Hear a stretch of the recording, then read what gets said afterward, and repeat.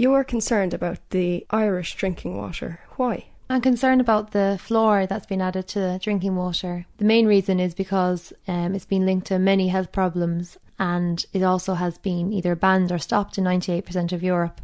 I'm working on raising awareness throughout Ireland about the dangers and just getting people on board to get this stopped. And how did you become aware of this? Well, it was because of my own personal health problems I had for almost 5 years. Very bad depression and I would say very little energy as well. And I had been treated conventionally by doctors and I was treated with antidepressants. And I wasn't really getting better. I was getting worse. And I was studying occupational therapy over in Manchester. And when I finished my degree, I ended up going to a nutritionist in Devon in England.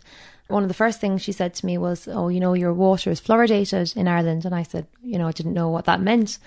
And she just said, you need to filter this out and you need to take iodine and different supplements like magnesium as well. I followed her advice anyway. And after 6 months of following this natural treatment with, you know, a very clean diet and filtered water and plenty of the supplements to clear my system, I completely recovered. And now I'm very passionate to just raise awareness about this. There's so much mental health problems out there at the moment.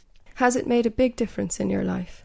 Oh, absolutely. Like I can just see from say 2 years ago when I was just beginning this treatment, I'm a completely different person. Like before I would have been anxious and, you know, getting low moods and everything. Whereas now you would say, oh my God, you know, it's a miracle. But the biochemistry was gone out of sync and there's a way for people that can turn around from, say, chronic illnesses that they just don't know. And I think depression is such a debilitating condition because even you might have everything, you might have the perfect family, job, everything.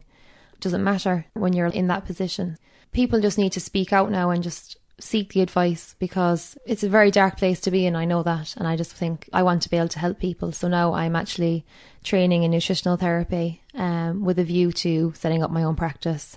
Surely our water is going into our environment. Yeah. Does that mean there's fluoride now in the Irish environment? Oh yeah, it's because it's put into our water reservoirs. So as a result, it's going into the groundwater and affecting our fish and animals.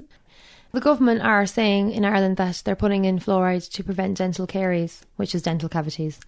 But there has been research published by the World Health Organization this year, and it's showing that Ireland actually has the worst dental health in Europe. That's the only reason they're putting it in, is to prevent dental decay. But it's not doing its job, so it has no purpose in our water. This is also another cost. 10 million a year is being spent on water fluoridation at a time where, you know, the HSE are cutting frontline services which are badly needed. So it's really a question of all-round well-being. Well-being for our mental and our physical health, well-being for the environment.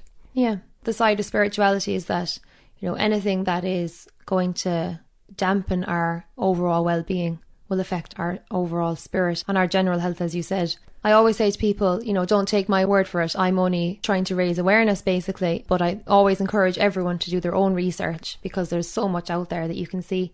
If you want to contact me, I have a website, which is thegirlagainstfluoride.com. On Facebook, it's The Girl Against Fluoride. Thank you, Aisling, for talking to us. Okay, thank you.